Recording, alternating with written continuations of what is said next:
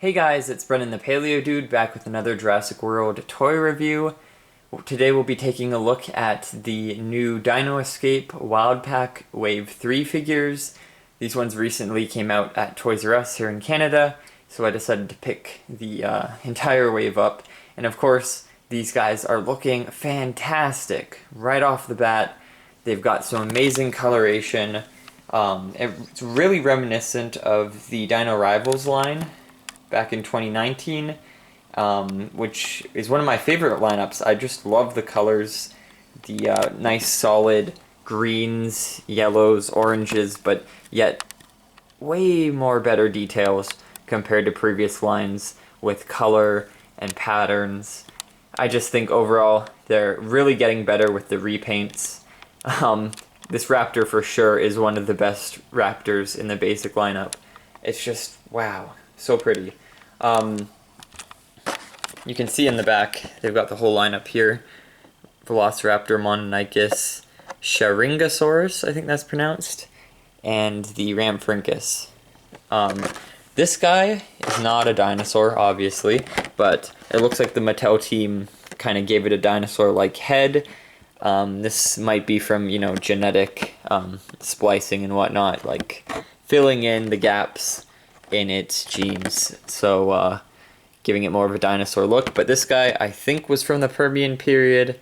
I could be wrong, could be from the Jurassic. I didn't actually look into it before I made the video, but it's one of the older animals, and it fits well with the Dimetrodon and the Spinosaurus.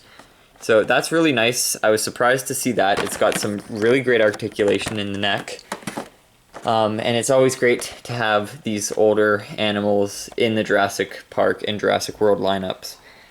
Also, we got a nice Mononycus repaint. I was really looking forward to another Mononycus figure.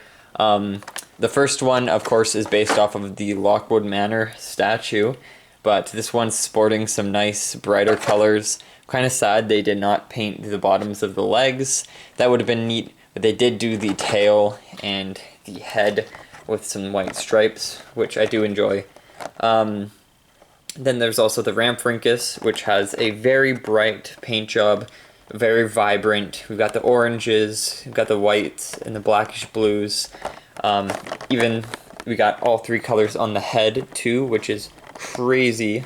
So you can tell that Mattel team's, again, really stepping up their game with making these exciting repaints that hopefully will make people want to buy them, because we've got a lot of repaints already. But you can see these figures don't have that many repaints, so it's good that they chose these guys for the lineup. So we'll actually start getting these out of package now. Enough of the rambling. So we'll start with the green Velociraptor. Now I'm not sure if this is supposed to be one of the raptors from the Raptor Squad. It probably would not be intentional because there's no name on the package like they usually do, but it is really great for that. Oh, that is nice. There's this green coloration around the eyes, like dark browny green, which really makes the eyes pop and makes the face stand out. Highlights those sections of the skull pretty well. The pattern goes onto the head. That's really nice. I'm going to say really nice a lot because these are genuinely nicely painted figures.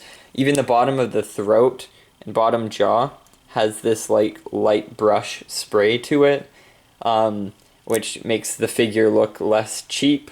It doesn't go all the way down the body, but it's enough to make it look really nice from certain angles. Or you know what? All angles. It looks nice with that. Kind of reminded me of a gecko when I first saw it. The pattern on the head and the colors with that underbelly, or underneck, which is pretty cool. It said Camp Cretaceous on the package. It's the only Camp Cretaceous figure in this lineup, but I guess spoiler alert, this green raptor never showed up in the show, in the season 4, which I'm assuming this lineup's supposed to be because they have the Kentrosaurus. So next we've got the Shringasaurus. There we go.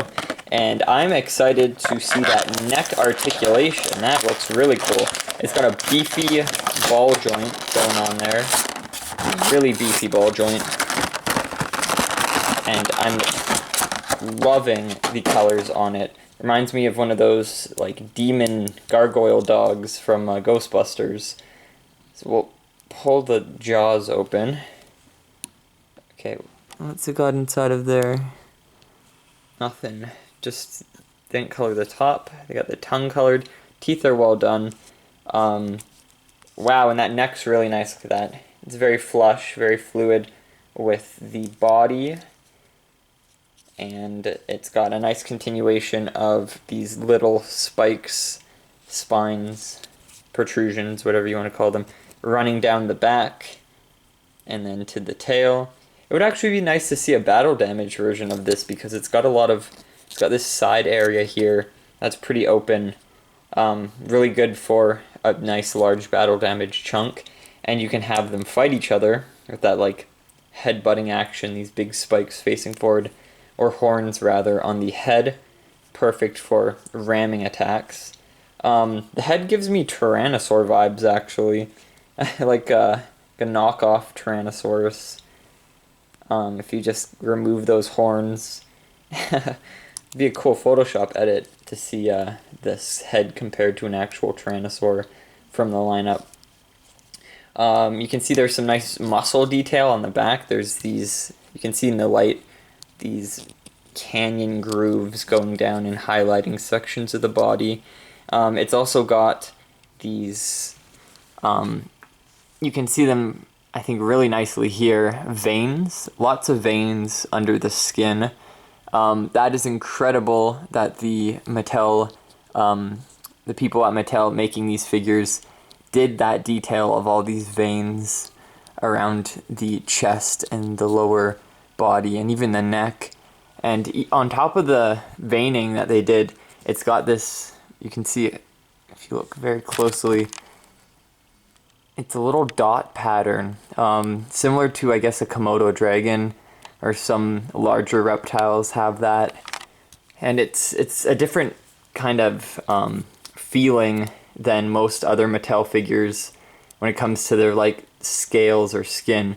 So it really sets it off as different from most figures with that skin pattern or the scale texture, which is really nice. Again, you can probably attribute that to maybe they used Komodo dragon DNA in the creation of this animal.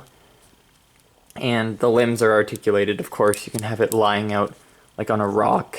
And it's neat to have something that's carnivorous like this on all fours.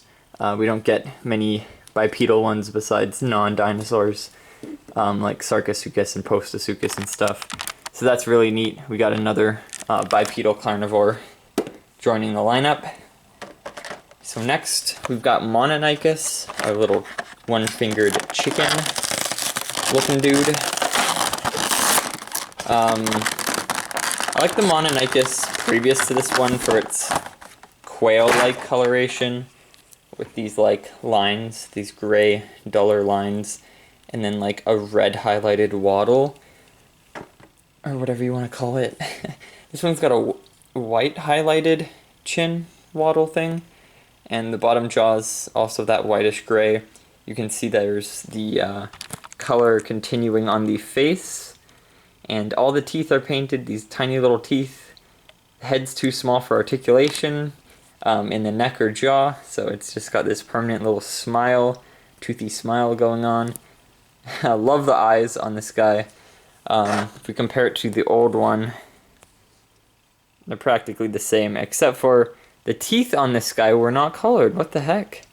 I don't know if it's just my figure, or they all weren't, but I'm glad that they did the teeth on this figure.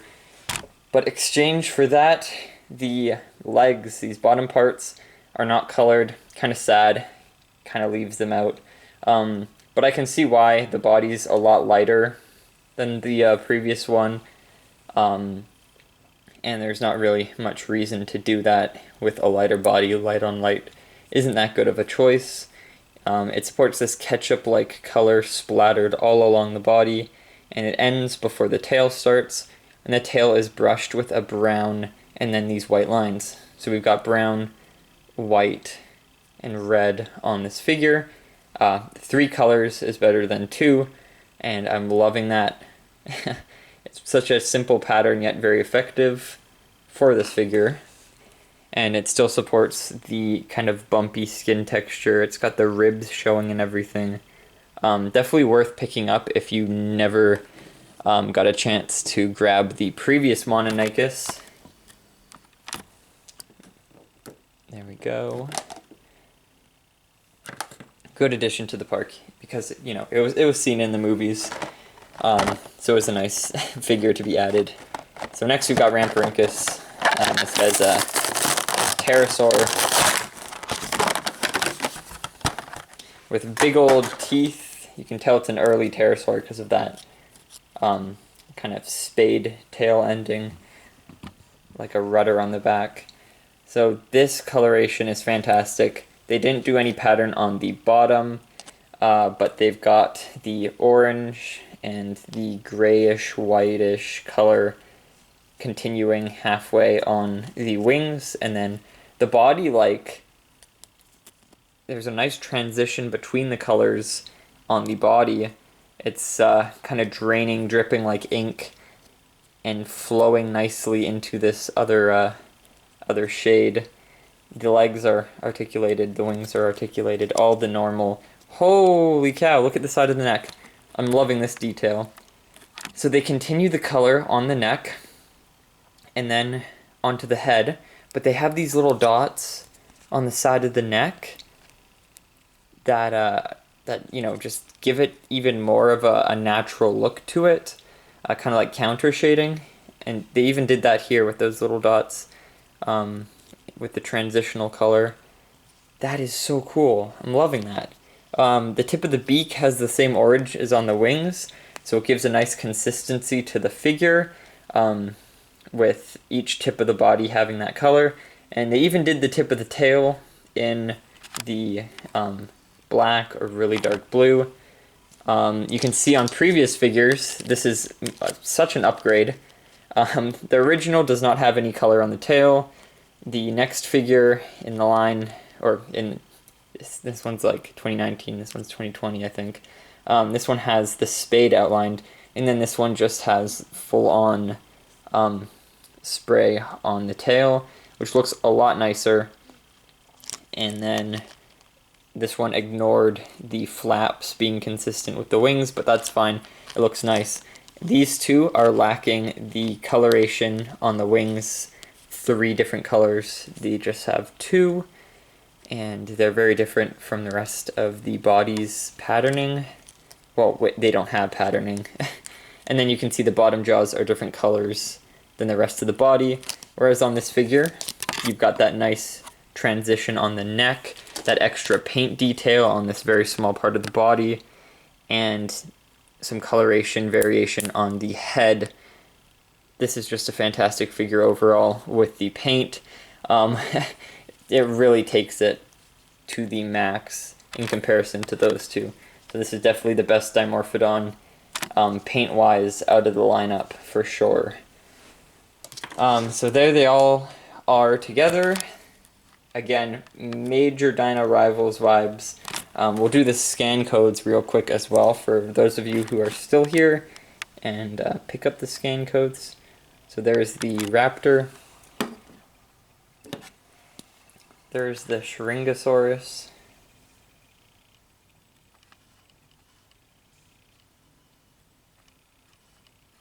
There we go. We got the Mononycus right here.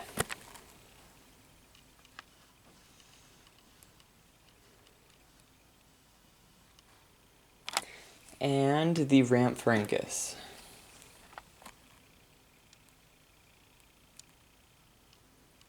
Okay, so I hope you guys could get those. And there we go. I'd give these figures like a 9 out of 10, maybe 9.5. for this scale. Very great coloration, loving the paint jobs on them, and a nice diversity of figures that either don't get a lot of appreciation in figure form, with not that many repaints, nice new species of obscure Triassic or Permian animal, and then a really nice repaint of a raptor, like phenomenal. Usually people complain about how many repaints there are of the raptors and how most of them are not good, but this one definitely is one of the better, if not best, repaints of the raptor, worth picking up. Not really anything to say negative about this figure. Just, wow. Blown away by the just detail of the paint. I don't know, it's just a good combination in my opinion, a really nice combination.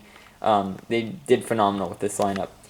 So I hope you guys enjoyed this video, and next one we'll be reviewing what's inside this massive egg. So definitely check out my channel if you haven't. Subscribe for sure, I really appreciate that. And I'll see you all in the next video then. Bye-bye.